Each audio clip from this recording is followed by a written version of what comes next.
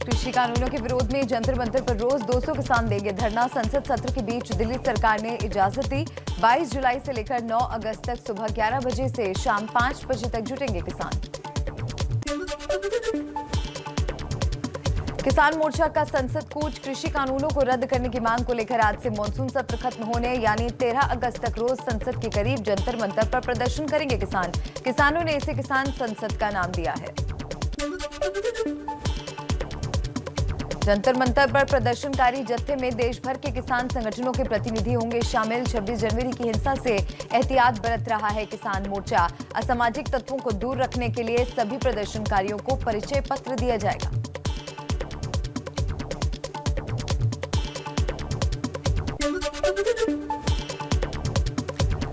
किसान नेता राकेश टिकैत बोले, जंतर मंतर पर धरना देने जाएंगे 200 किसान। सब एक साथ सिंगू बॉर्डर से रवाना होंगे। जब तक संसद सत्र चलेगा तब तक धरना जारी रहेगा।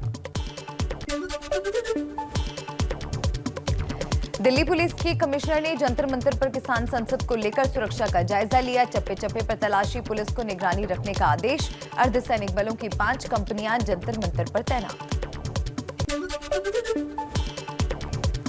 किसान मोर्चा ने सरकार के जवाब की निंदा की। कहा, आंदोलन के दौरान 10 जुलाई तक 537 किसान शहीद हो चुके हैं। सरकार ने संसद में कहा था कि किसान आंदोलन के दौरान हुई किसानों की मौत का आंकड़ा उपलब्ध नहीं है।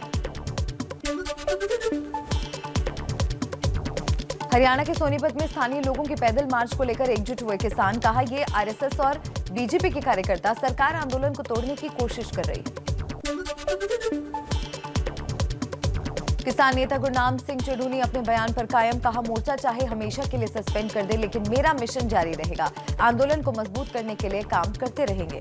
किसान मोर्चा ने चढ़ूनी को 1 हफ्ते के लिए सस्पेंड कर दिया था। दिल्ली के टिकरी बॉर्डर पर किसानों के बीच पहुंचे आईएनएलडी के नेता ओम प्रकाश चौटाला। सरकार को बताया लुटेरों का गिरोह। कहा, जब बगावत होती है तो परिस्थितियां भी बदल जाती हैं।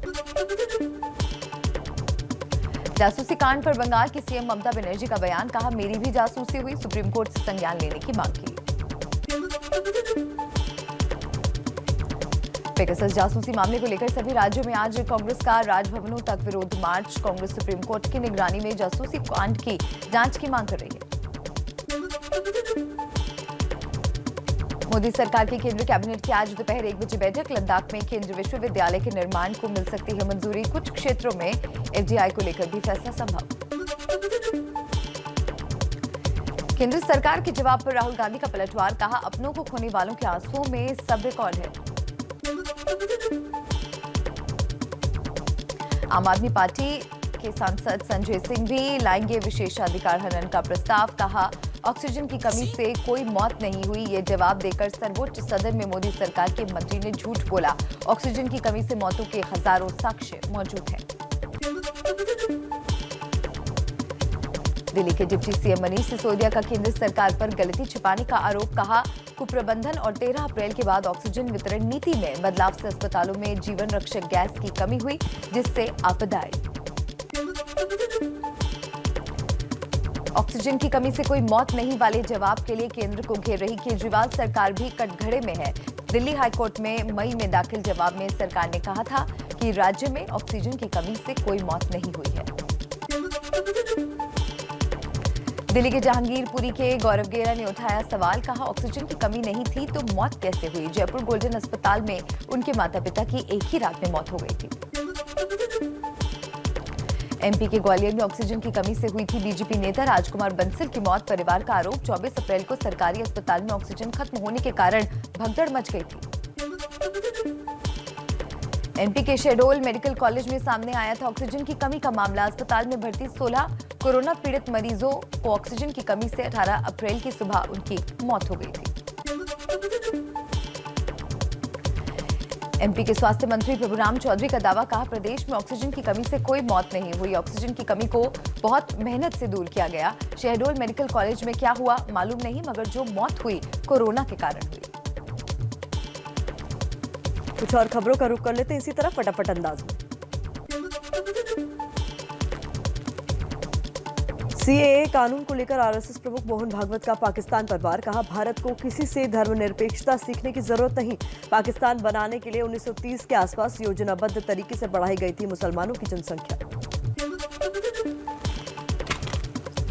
नवजोत सिंह सिद्धू 23 जुलाई को पंजाब कांग्रेस अध्यक्ष का प्रभार संभालेंगे। सूत्रों के मुताबिक सिद्धू की ओर से कैप्टन अमरिंदर सिंह को आमंत्रित किया गया है। कैप्टन को भेजे गए न्योते पर 60 से ज्यादा विधायकों के दस्तखत हैं। पंजाब कांग्रेस का अध्यक्ष बनने के बाद नवजोत सिंह सिद्धू का शक्ति प्रदर्शन। सिद्धू 60 से ज्यादा विधायकों के साथ स्वर्ण मंदिर में मत्था टेकने पहुंचे। पंजाब में कैप्टन और क्रिकेटर के बीच तकरार जारी। सिद्धू को पंजाब की कमान मिलने के बाद भी माफी की जिद पर अड़े अमरिंदर सिंह। सिद्धू के पुराने बयानों से आहत है सीएम अमरिंदर सिंह। अमृतसर में सिद्धू के घर पहुंचे विधायकों ने कहा, सिद्धू को माफी मांगने की कोई जरूरत नहीं। पंजाब के मंत्री सुखजिंदर रंधावा ने कहा, आलाकमान के फैसले का सभी को सम्मान करना होगा, चाहे पूर्व में कितना भी मतभेद रहा हो। यूपी के सीएम योगी आदित्यनाथ आज बाल सेवा योजना की शुरुआत करेंगे। कार्यक्रम में राजधानी के 50 अनाथ बच्चे शामिल होंगे। इस योजना से अनाथ बच्चों को मिलेगा लाभ। लखनऊ में कोरोना के चलते अनाथ हुए बच्चों की संख्या 2 से 92 हो गई। यूपी में मंत्रिमंडल विस्तार से पहले निषाद पार्टी के अध्यक्ष संजय निषाद के बदले सुर। कहा, अब बीजेपी से कोई नाराजगी नहीं है। मोदी मंत्रिमंडल विस्तार में बेटे प्रवीण को जगह न मिलने से नाराज थे। विधानसभा चुनाव से पहले एक्शन में बीजेपी। लखनऊ पहुंचे रक्षा मंत्री राजनाथ सिंह। दिवंगत नेता और पूर्व राज्यपाल लालजी टंडन के प्रतिमा का अनावरण किया। सीएम योगी आदित्यनाथ भी मौजूद। बलिया में यूपी सरकार के मंत्री आनंद स्वरूप शुक्ला ने बीएसपी पर साधा निशाना। कहा, अयोध्या मंदिर को लेकर काशीराम के बयान पर मायावती को पहले माफी मांगनी चाहिए, फिर अपने लोगों को दर्शन के लिए अयोध्या भेजना चाहिए। विधानसभा चुनाव को लेकर एक्शन में समाजवादी पार्टी। चुनावी रथ में सवार होकर उन्नाव पहुंचे अखिलेश यादव। दिवंगत पूर्व मंत्री मनोहर लाल की प्रतिमा का किया अनावरण। यूपी में विधानसभा चुनाव को लेकर समाजवादी पार्टी के अध्यक्ष अखिलेश यादव का बड़ा दावा। बोले, बड़ी पार्टियों से नहीं होगा गठबंधन। 350 सीटें जीतने का दावा किया। बंगाल में कोरोना की वजह से वर्चुअली आयोजित किया गया शहीद दिवस का कार्यक्रम। विपक्ष के नेताओं ने दिखाई एकजुटता। कांग्रेस, एनसीपी, आप, आरजेडी, डीएमके, समाजवादी पार्टी और अकाली दल और शिवसेना के नेता शामिल हुए। क्या राष्ट्रीय राजनीति की तरफ कदम बढ़ा रही है ममता बनर्जी? शहीद दिवस पर ममता के भाषण का देश के कई शहरों में हुआ टेलीकास्ट। टीएमसी का 16 अगस्त को खेला हुए दिवस बनाने का ऐलान। ममता के कार्यक्रम पर बीजेपी नेता दिलीप घोष और केशव प्रसाद मौर्य का पलटवार। कहा, पहले बंगाल तो संभाल ले दीदी। ममता पूरे देश पे हिंसा फैलाना चाहती हैं। बंगाल में सीरिया जैसी हिंसा होती है। सीएम ममता बनर्जी के शहीद दिवस कार्यक्रम के विरोध में बीजेपी का दिल्ली में धरना। बंगाल के बीजेपी नेताओं ने हाथ में तख्ती पोस्टर लेकर प्रदर्शन किया। धरने को श्रद्धांजलि दिवस और गणतंत्र दिवस बचाओ नाम दिया।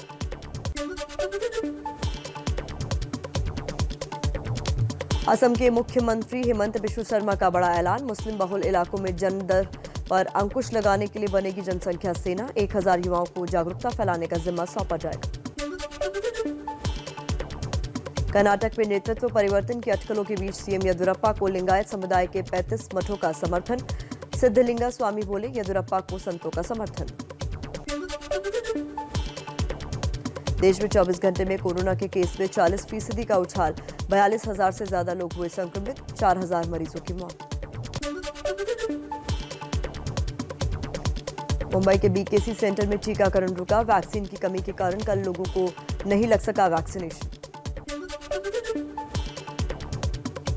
एमपी में सीहोर के लगभग सभी टीका केंद्रों पर क्षमता से ज्यादा दिख रही है लोगों की भीड़। नहीं हो रहा है सोशल डिस्टेंसिंग का पालन, तो वहीं सीमित संख्या में ही उपलब्ध है वैक्सीन। कोरोना की तीसरी लहर के खतरे के बीच क्रिकेटर युवराज सिंह रोहतक पीजीआई को देंगे 100 आईसीयू बेड। 30 जुलाई तक तैयार होगा आईसीयू वार्ड। पहले चरण में 64 बेड सौंपे जाएंगे। युवराज युविकैन नाम की संस्था चलाते हैं। पौन के फंदे में फंसे राज कुंद्रा की जांच में बड़ा खुलासा। रोजाना बैंक खातों से लाखों करोड़ों रुपए की लेन देन की जानकारी मिली। पुलिस ने 7 करोड़ से ज्यादा की रकम जब्त की। क्राइम ब्रांच कुंद्रा के खातों की फॉरेंसिक ऑडिट करा सकती है। मुंबई क्राइम ब्रांच ने कैनरिंग कंपनी के सीईओ राज कुंद्रा के जीजा प्रदीप बख्शी को वांटेड आरोपी बनाया, एलओसी जारी किया।